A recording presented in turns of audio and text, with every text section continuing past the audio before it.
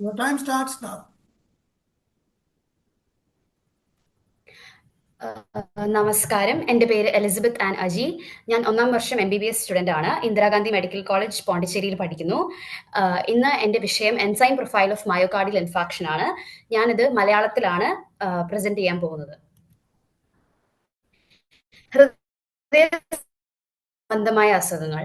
ഹൃദയ സംബന്ധമായ അസുഖങ്ങൾ പൊതുവെ സാധാരണ സംഭവിക്കുകയും പഴയ തലമുറയിലെ ഭൂരിഭാഗം ആളുകളെ ബാധിക്കുകയും ചെയ്യുന്നു. ഇത് സംഭവിക്കുന്ന സ്ഥലത്തെ അടിസ്ഥാനമാക്കി നമുക്ക് നാലായിട്ട് തിരിക്കാം. കൊറോണറി ഹാർട്ട് ഡിസീസ് അഥവാ CHD, സെറിബ്രോ വാസ്കുലർ രോഗം, പെരിഫറൽ ആർട്ടീരിയൽ രോഗം, അയോട്ടിക് അതീറോസ്ക്ലീറോട്ടിക് രോഗം. മയോകാർഡിയൽ ഇൻഫാക്ഷൻ, ഹൃദയാഘാതം, നെഞ്ചുവേദന, ഹൃദയസ്തംഭനം എന്നിവയായി ഹൃദയ സംബന്ധമായ അസുഖങ്ങൾ പ്രത്യക്ഷപ്പെടുന്നു. ജൈവ സൂചകങ്ങൾ. മെച്ചപ്പെട്ട ലാബ് ഉൾപ്പെടെ നെഞ്ചുവേദനയ്ക്കുള്ള അപകട സാധ്യതയുള്ള രോഗികളെ തരംതിരിക്കുന്നതിൽ നിരവധി മുന്നേറ്റങ്ങൾ നടന്നിട്ടുണ്ട്. CHD കാരണം നെഞ്ചുവേദനയുള്ള രോഗികളെ വേഗത്തിൽ തിരിച്ചറിയാൻ അനുവദിക്കുന്ന ഹൃദയപരിക്കിന്റെ അടയാളങ്ങളും നമുക്കുണ്ട്. ഹൃദയത്തിലേക്കുള്ള മതിയായ രക്തവിതരണത്തിന്റെ അഭാവം ഇസ്കീമിയയിലേക്ക് നയിക്കുന്നു. അത് നിരവധി ഘടകങ്ങളാൽ തടസ്സപ്പെടുന്നു.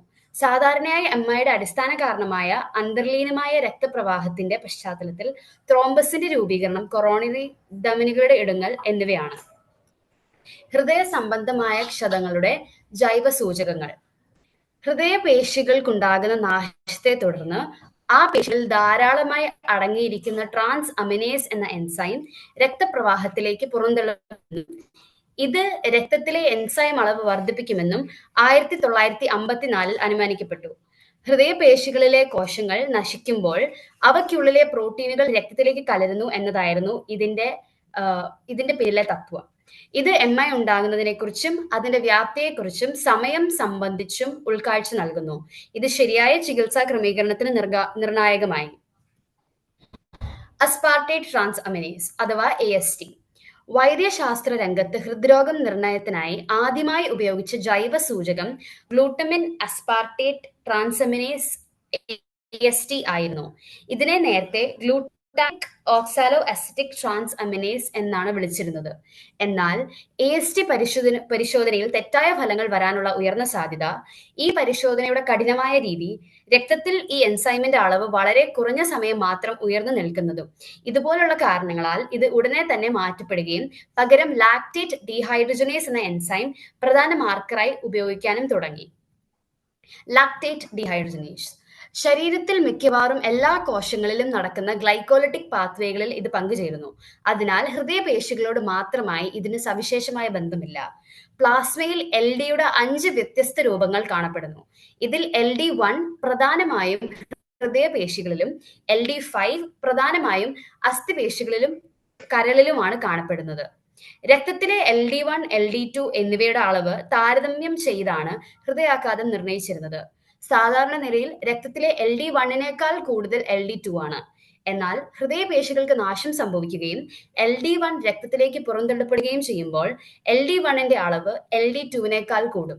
അത് ഹൃദയാഘാത ലക്ഷണങ്ങൾ ആരംഭിച്ച് 24 മുതൽ 48 മണിക്കൂറിനുള്ളിൽ LD1, LD2 അനുതാപം ഏകദേശം 0.75 മുകളിൽ എത്തുമെന്നും ഇത് രണ്ടാഴ്ച വരെ ഉയർന്നു നിൽക്കാനും സാധ്യതയുണ്ട്. ഹൃദയാഘാതം സംഭവിച്ച ദിവസങ്ങൾ കഴിഞ്ഞെത്തുന്ന രോഗികളുടെ ചികിത്സാ ക്രമീകരണങ്ങളിൽ ഈ അനുപാതം വലിയ തോതിൽ സഹായിച്ചിരിക്കുന്നു. Creatine kinase. ക്രിയാറ്റിൻ കൈനേസ് ശരീരത്തിലെ മിക്കവാറും എല്ലാ കോശങ്ങളിലും കാണപ്പെടുന്ന ഈ എൻസൈം കോശങ്ങളിലെ ഊർജ്ജ ഉൽപാദനത്തിന് സഹായിക്കുന്നു. സ്ട്രോക്ക്, ശ്വാസകോശ രോഗങ്ങൾ, അമിതമായ മദ്യപാനം, കഠിനമായ വ്യായാമം എന്നിവയിലും അളവ്